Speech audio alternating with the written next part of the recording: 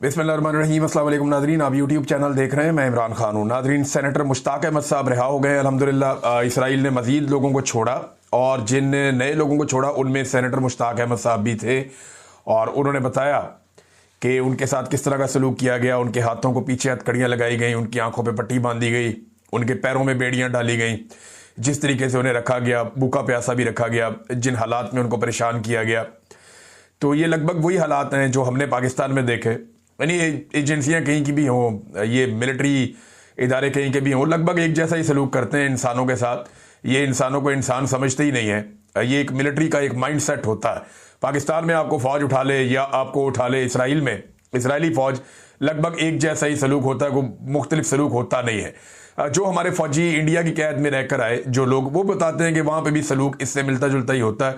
कोई अच्छा सलूक तो कहीं की भी फौज नहीं करती। जो अमेरिकन फौज ने बंदे उठाए अबू गरीब जेल के अंदर या ग्वांतानामो बे में, बदनामे ज़माना वो जेलें हैं, वहाँ पे भी इसी किस्म के जुल्म के पहाड़ तोड़े गए। लेकिन अपने ही मुल्क के शहरियों को उठा के जुल्म करने का जो तुर्रा इम्तियाज़ है वो पाकिस्तान की मिलिट्री इंटेलिजेंस और पाकिस्तान की ISI, जिन लोगों ने ये किया पाकिस्तानियों के साथ, ये उनके पास है और लगातार ये चलता चला जा रहा है, रुक ही नहीं रहा सिलसिला। मैं खुद इसमें से गुजरा हूं। तो सेनेटर साहब जब बता रहे थे कि उनके साथ क्या हुआ, तो मुझे अचानक मेरी आंखों के सामने आया ये सारा कुछ तो हमारे साथ हो रहा था पाकिस्तान में। लेकिन मुजामत जिंदा रहनी चाहिए, मुजामत जारी रहनी चाहिए, जुल्म के खिलाफ डटे और खड़े रहना चाहिए, चाहे वो जुल्म पाकिस्तान में हो, चाहे वो जुल्म कश्मीर में हो, चाहे वो जुल्म फलस्तीन में हो, चाहे वो जुल्म भारत में हो, कहीं पे भी हो, दुनिया में कहीं पे भी हो, हर किस्म के जुल्म के खिलाफ डट कर खड़े होना चाहिए, चाहे वो बर्मा के अंदर हो। अब नाजरीन, सेनेटर मुश्ताक साहब आ गए वापस। उन्होंने खुद भी कहा कि मुजामत जारी रहेगी। दूसरी खबर नाजरीन, सनम जावेद साहिबा कहाँ हैं? देखिए, उन्हें खैबर पख्तूनख्वा से, पेशावर में कैंट से, वजीर आला हाउस के बिल्कुल करीब से उन्हें अगवा किया गया। एक डबल केबन वीगो डाला था और एक गाड़ी थी। इन दोनों में 5 लोग आए। उन्होंने आके इनको ज़बरदस्ती उतारा, बाकी ड्राइवर भी होंगे, उन्होंने ज़बरदस्ती उतारा और गाड़ी के अंदर डाल के इनको ले गए।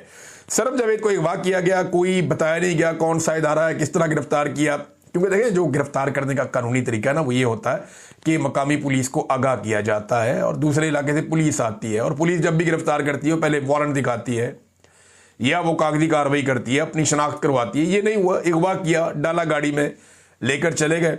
अब इतला आई है कि सुबह 6:30 पर कोट लखपत जेल में सनम जावेद को पहुंचाया गया। सनम जावेद पहुंची डॉक्टर यास्मीन राशिद के पास, जहां पे वो पहले भी कैद थी। तो डॉक्टर यास्मीन राशिद साहिबा ने जब जेल के अंदर ट्रायल हो रहा था तो वहां पे कंफर्म किया कि सनम जावेद को यहां पे लाया गया था। तो अब वहां पे क्योंकि बाकी लोग भी मौजूद थे ना, वकला वगैरह भी गए, तो उन्होंने बताया बिल्कुल सनम जावेद को सुबह लेकर आए 6:30 बजे। रात के इंटरवल करवाते रहे ना, पहले इन्होंने ये किया होगा ना कि वहां पे कहीं रखा होगा पेशावर में किसी एरिया में, फिर मामला महफूज बना के गाड़ियां चेंज करके वहां से निकाला होगा। ये ऐसे ही करते हैं। तो फिर पहुंचा दिया कोट लखपत जेल में, वहां पे हवाले कर दिया जेल की इंतजामिया के। बहरहाल ये मुखबरी कैसे हुई, किस तरह हुई, ये तो कोई इन्वेस्टिगेट करेगा नहीं। गंडापुर साहब जो है वो गोंगलुओं से मट्टी झाड़ रहे हैं कि जनाब ये हो गया तो वो हो गया। वैसे उन्हें शर्म आनी चाहिए। कैसे शर्म क्यों आए गंडापुर को? गंडापुर तो खुद भी अगवा हो जाते हैं। 2 मरतबा ऐसा हुआ कि यही एक सूबे का वजीर आला 2 मरतबा गायब हो गया था। इनके भाई, रिश्तेदार, दोस्त, अहबाब सारे इनको ढूंढते फिरते थे। मुझे फोन कॉल कर रहे थे कि आप बताएं कि कहाँ है, अपने सोर्सेज से अपने तौर पे आप पता करें। मैंने बताया, मैंने कहा जी ये वापस आ जाएगा। जो मेरी इंफॉर्मेशन है उसके मुताबिक वो एक महफूज जगह पे पहुंचाया गया और उसके बाद वो फिर वापस भी आ गया गंडापुर। लेकिन उसने इस बारे में बात नहीं की। गंडापुर ने कभी इस बारे में बात नहीं की कि उन्हें कौन सी एजेंसी ने कितनी देर के लिए कहाँ पे अगवा करके रखा, बल्कि उन्होंने कहानियां पहाड़ चढ़ने वाली सुना दी जिन्हें लोग मानते नहीं है। अब सनम जावेद अकेली नहीं है, मैं पहले ही गंडापुर को बता देता हूँ, और बंदे भी उठाए जाएंगे खैबर पख्तूनख्वा से और उसकी तैयारी कर दी गई है। खैबर पख्तूनख्वा से एक और आदमी जिसको टारगेट किया जाएगा वो मुसद्दिक अब्बासी साहब हैं। मुसद्दिक अब्बासी साहब को अब गिरफ्तार करने की कोशिश की जा रही है। खैबर पख्तूनख्वा में ही वो मौजूद हैं। इमरान खान साहब के बड़े वफादार साथी हैं ब्रिगेडियर मुसद्दिक अब्बासी।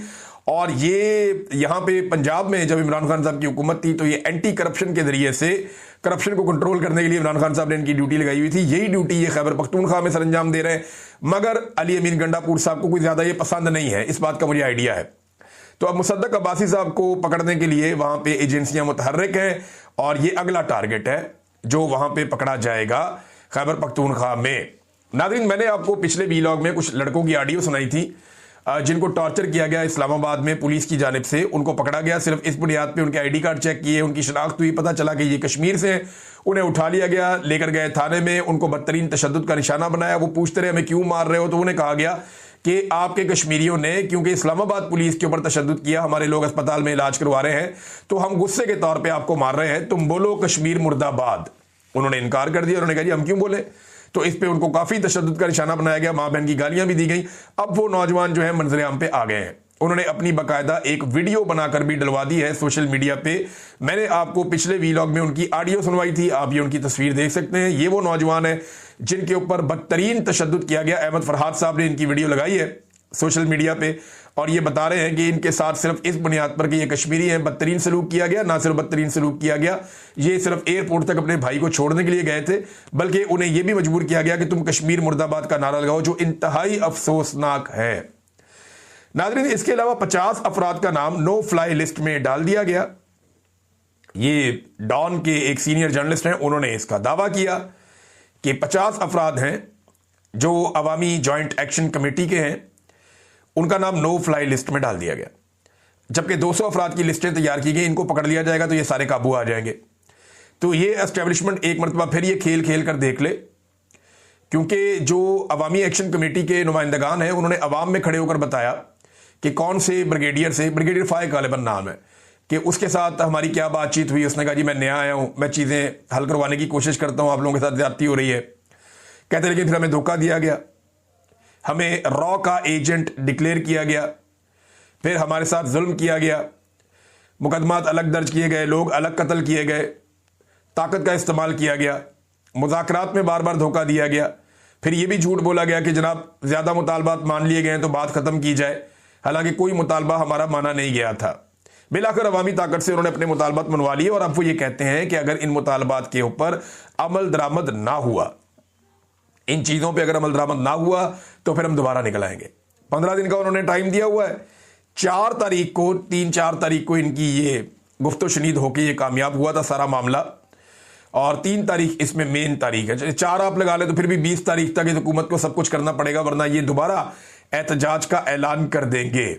और अगर ये दोबारा एहतजाज करने आएंगे तो फिर ये हुकूमत पे भरोसा भी नहीं करेंगे, ये हुकूमत गिरा देंगे, जो मुझे नजर आ रहा है। और इनके ज्यादा गिले शिकवे आजाद कश्मीर की हुकूमत के साथ हैं। नाज़रीन, एक और चीज है, इमरान खान को जेल से निकालने के बजाय पाकिस्तान तहरीक इंसाफ के लोग बैठे हुए थे और इस बात पर मुजामत कर रहे थे, और इस बात पर मुजामत करने का कह रहे थे कि इमरान खान साहब की जेल तब्दील नहीं की जाएगी, यानी जहां पे वो हैं वो वहीं पे रहेंगे। इमरान खान साहब की जेल तब्दील ना की जाए या किसी ऐसी जगह मुंतकिल ना किया जाए जिसमें जेल का स्टेटस नहीं है।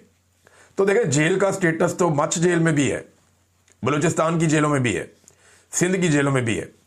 और अगर यहां से इमरान खान को एस्टेब्लिशमेंट उठाकर किसी और सूबे की जेल में ले जाती है, फिर आप क्या करेंगे? तो पाकिस्तान तहरीक इंसाफ इतनी कमजोर हो गई है कि अब इमरान खान साहब को जेल से निकालने की बजाय इस बात पर मुजामत का इजहार किया जा रहा है कि इमरान खान की जेल तब्दील ना की जाए या स्टेटस तब्दील ना किया जाए। अंदाजा करें आप। और अवाम के अंदर इसी शख्स की मकबूलियत का आलम यह है कि सिर्फ उसकी सालगिरह पर एक ट्रेंड चला और यह एक दफा फिर रिकॉर्ड लग गया है, हैप्पी बर्थडे इमरान खान। ये 6.7 मिलियन बार ट्वीट हुआ है, 6.7 मिलियन टाइम्स। ये अभी कोई सोशल मीडिया के ऊपर लोग बता रहे थे। ये रिकॉर्ड आ जाता है ना, जो लोग सोशल मीडिया एनालिसिस करना जानते हैं उनको पता है कैसे आता है। ये अवामी सपोर्ट है इस आदमी की। इमरान खान की अवामी सपोर्ट बेहतरीन है, लेकिन इमरान खान साहब की जो पॉलिटिकल पार्टी के अंदर लोग हैं वो बज़ाहिर कमजोर हैं। अब देखें ना, हालात ये है कि इमरान खान साहब सेनेट के अंदर अपना अपोजिशन लीडर लेकर आना चाह रहे हैं, अल्लामा राजा नासिर अब्बास साहब को। MWM है और एक मजहबी सियासी जमात है, उसकी रहनुमा एक ही सेनेटर है। इमरान खान साहब ने ही हमायत से उनको सेनेटर बनाया, उन्हें अपोजिशन लीडर बना रहे हैं। उनकी अपनी पार्टी में क्या कोई एक आदमी भी ऐसा तैयार नहीं हो सका? ये सवाल तो अपनी जगह पे मौजूद है, और ये सवाल पाकिस्तान तहरीक इंसाफ की लीडरशिप को अपने आप से पूछना चाहिए कि क्यों उन्होंने ये हालात पैदा कर दिए कि आज इमरान खान को बाहर से बंदा ढूंढना पड़ रहा है, जबकि महमूद खान अचकजई को वो अपोजिशन लीडर बनाना चाहते हैं कौमी असेंबली में। अब बाकी सारी तहरीक इंसाफ अपने गिरेबान में झांके कि क्यों वो खड़े नहीं हो पाए, क्यों वो मुकाबला नहीं कर पाए। इमरान खान साहब का तो मौक़िफ़ देखे ना, जो अचकजई साहब जो कर रहे हैं वो बाकी लोग नहीं कर पा रहे। ये बात सच है। जिस तरह खुलकर वो बोलते हैं, जिस तरह डट कर वो मुकाबला करते हैं, पाकिस्तान तहरीक इंसाफ में बहुत सारे लोग करते हैं, लेकिन वो अरकान असेंबली है ही नहीं। जो असेंबली के रुकन बने हैं वो इस तरीके से करते नहीं हैं, और जब किसी को बना दिया जाएगा तो उसके ऊपर दबाव आ जाएगा। तो इमरान खान साहब ने ये किया, इसमें पाकिस्तान तहरीक इंसाफ की क़यादत के लिए भी सोचने की बात है। अब नाजरीन एक चीज़ और वो है इमरान खान साहब का बयान एक वर्जिश करने के दौरान। ये बड़ी अजीब चीज़ है, ये रिपोर्ट हुई है और सोशल मीडिया के थ्रू रिपोर्ट हुई है। अडयाला जेल में GHQ हमला केस की समाअत हुई। अच्छा, ये वो मुकदमात हैं जिनमें इमरान खान साहब दिलचस्पी नहीं लेते कि 9 मई आपने किया, GHQ आपने किया। वो कहते यार मैं तो था ही नहीं। इमरान खान साहब कहते हैं जी मुझे तो आपने इस्लामाबाद हाई कोर्ट से गैर कानूनी तौर पे हिरासत में लिया था, उसके बाद अवाम का रद्द-ए-अमल आया था। जब मुझे सुप्रीम कोर्ट ऑफ पाकिस्तान में 2 दिन के बाद पेश किया गया तो मैंने वहां खड़े होकर कहा कि ये गलत हुआ जो हुआ, और इस पे अफसोस का इजहार किया इमरान खान साहब ने। अब यहां इमरान खान साहब की नीयत है, उसके ऊपर शक नहीं किया जाना चाहिए उसके बाद, लेकिन इमरान खान साहब पे वही 9 मई के और जनाब ये जो GHQ हमला केस है ये डाले हुए हैं। इमरान खान साहब इसमें दिलचस्पी लेते नहीं, उनको इस बात का आइडिया है कि फाइनली इमरान खान साहब को जब फिक्स किया जाएगा तो इन मुकदमात में किया जाएगा। अडयाला जेल में GHQ हमला केस की समाअत हुई, इमरान खान साहब अदालत में पेश ना हुए। इमरान खान साहब ने कहा बकौल siyaset.pk के मसरूफ हूं, वर्जिश के बाद शावर लेकर आऊंगा, लेकिन उस वक्त तक फिर मेरे ख्याल मामला इधर उधर हो गया। अब अलीमा खानम वगैरह गए थे, हाई कोर्ट भी गए थे, सुप्रीम कोर्ट ऑफ पाकिस्तान में भी एक 26वीं आईनी तरमीम के खिलाफ केस चल रहा है। ये सारी चीजें हम देखते हैं, लेकिन इमरान खान की जो अवामी सपोर्ट है उसमें किसी किस्म की कमी नहीं आ रही। नाज़रीन, पाकिस्तान का मीडिया 2 नंबरी क्या करता है?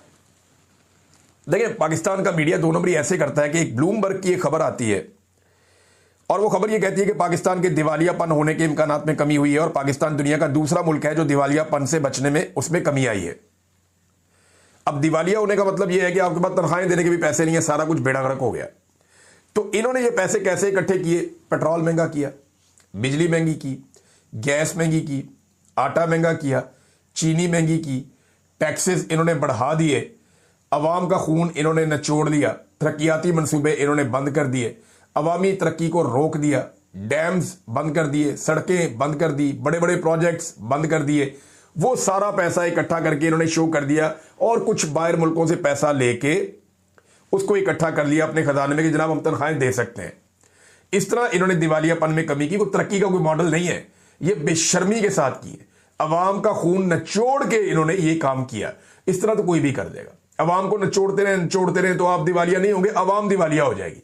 पब्लिक को इन्होंने दिवालिया कर दिया और गुर्बत जो है वो पाकिस्तान की आधे लोग तकरीबन गुर्बत की लकीर से नीचे चले गए। कल लाहौर चैम्बर के सदर को मैं सुन रहा था, वो बेचारा कह रहा था 11 करोड़ से ज्यादा लोग पाकिस्तान में गरीब हैं, आपकी 70% जो फसलें हैं वो डूब गई, आप कैसे मईशत को संभालेंगे? बेड़ा गर्क हो गया मईशत का। लेकिन इसको पाकिस्तान का मीडिया कैसे चला रहा है इस खबर को? खबर यह है कि पाकिस्तान दुनिया का दूसरा मुल्क है जो दिवालियापन से बचने में उसमें कमी आई, मगर पाकिस्तानी मीडिया ने लिख दिया कि दुनिया की उभरती हुई पाकिस्तान दूसरी मईशत बन गया। यार फटे मुंह ताड़ी जर्नलिज्म के उत्ते, यानी ऐसी बेशर्मी वाली जर्नलिज्म हो रही है कि पाकिस्तान दुनिया की दूसरी बड़ी उभरती हुई मईशत बन गया। ये इसको ऐसे कवर कर रहे हैं और ये खबरें चलवाता कौन है? ये एस्टेब्लिशमेंट के लोग हैं या हुकूमत के अंदर बैठे हुए कोई फनकार हैं जो इधर की खबर को उठा के उसका मानी कुछ और बना के चला देते हैं, ऊपर लिख देते हैं ब्लूमबर्ग की रिपोर्ट।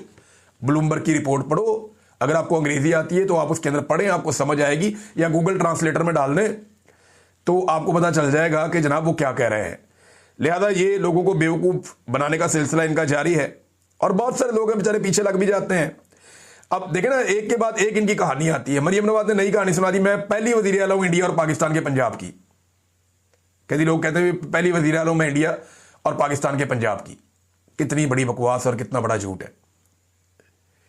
इंडिया के अंदर रजिंदर कौर भारतीय पंजाब की वजीर आला रह चुकी हैं, वो वहां पे अपोजिशन लीडर भी रह चुकी हैं और वो वोटों के साथ वजीर आला बनी थी, बूटों के साथ नहीं बनी थी। वो बूटों के तस्मों के साथ लटक के नहीं आई थी। वहां भारत में जमहूरियत है। उन्होंने पंजाब में वोट लिए थे, वहां के शहरियों ने वोट दिए थे, वो इज्जत के साथ वजीर आला पंजाब बनी थी। आपकी तरह बूटों के साथ लटक के या बूट पॉलिश करके या जूते साफ करके वो वजीर आला पंजाब नहीं बनी थी वहां पे। और ऐसी नरगसियत कि जनाब मैंने म्यूजिक सुना, उसके ऊपर जनाब वो किसी ने गिलास के साथ मेरी तस्वीर साफ की, माँ वाला गाना चल रहा था, मेरी आंखों में आंसू आ गए। फटे मुंह यार क्या चल रहा है इस मुल्क के अंदर? ये नमूने ला के बैठा दिए ज़हनी मरीज और वो ज़ेली मर्ज बढ़ता जा रहा है, बढ़ता जा रहा है, और इतना बढ़ गया है, खुद पसंदी में इस लेवल तक पहुंच गया है कि ऐसा लगता है कि एक फैंसी ड्रेस शो चल रहा है और कुछ नहीं चल रहा। सूबे का बेड़ा गर्क कर दिया, पानी में से अभी तक लाशें निकल रही हैं, लोग डूब के मर गए हैं, उनकी कब्र सीधी नहीं हो रही, उनको ना कोई बीज दे रहा है, ना कोई खाद दे रहा है, ना उनको सहूलत दे रहा है, ना उनको राशन दे रहा है, ना उनके घरों की वापस तामीर आ रही है, टके का काम नहीं हो रहा, और सिर्फ बयानबाजी हो रही है।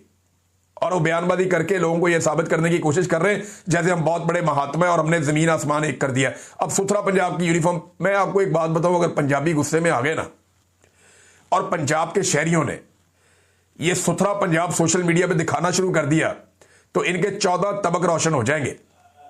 ये जो बार बार कहते हैं ना हमने सारा सुथरा कर दिया, साफ कर दिया, सुथरा कर दिया, अगर पंजाब के शहरियों ने अपने अपने मोबाइल फोन निकाल लिए और मोबाइल फोन निकाल के उन्होंने दिखाना शुरू कर दिया ना, जी ऐ पे आज सुथरा पंजाब, ये मेरी गली है, ये मेरा इलाका है, ये मेरी गली है, अगर औरतों और आदमियों ने ये काम करना शुरू कर दिया ना तो ये सुथरा पंजाब जो है ना इनका मुंह बन जाएगा, इतना सा इनके 14 तबक रोशन हो जाएंगे, ये मैं अच्छी तरह जानता हूं।